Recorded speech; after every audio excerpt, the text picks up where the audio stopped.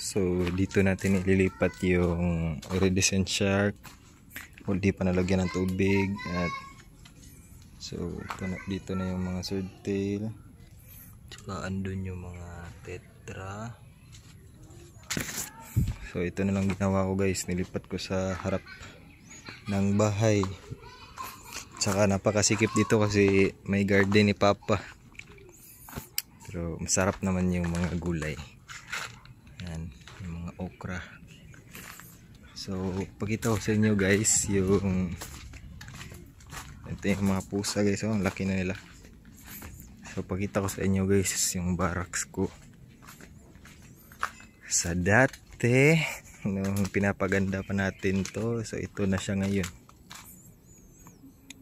Wala na. Finish na. So ito na ang itsura nila guys, no. So hindi ko na videohan yung lahat ng mga pinanggagawa ko dito. Yung hindi ko na videohan yung umakyat ng mga pusa. Hindi ko na videohan yung paglipat ng mga ref doon.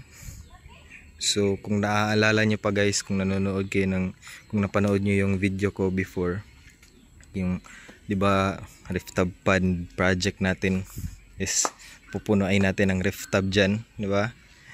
Pero sa kasamaang palad hindi na natin na-achieve guys. Yung hanggang diyan lang yung ref tub, hindi na umabot doon. Kumbaga dalawa na lang sana yung kulang. Kasi nga nabisi tayo sa pag-aaral. So ayan, napabayaan. Ganito na ang itsura nila guys. So hindi ko na lang nalipat is yung iridescent shark. Bago ko pa lang siyang ilipat sa malaking ref kasi yung malaking ref andun na sa harap. So dito ko muna siya nilipat pansamantala pagkatapos kong ma-stack ang tubig for at least 3 days. So ito guys, ganito na ang barracks ngayon. At wala lang. Sana mag-like at subscribe kayo guys. So magbi-video ko guys habang tinatanggal ko yung mga kahoy na yan para malinis na dito kasi sila auntie ko na ang andito sa likod eh. So para magamit na nila yung area dito.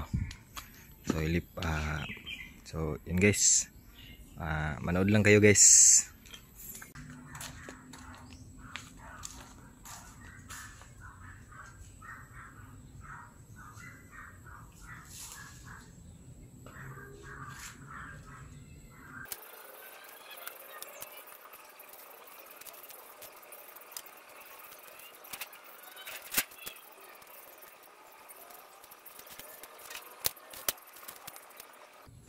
So yun lang po guys. Sana support nyo pa rin yung channel natin.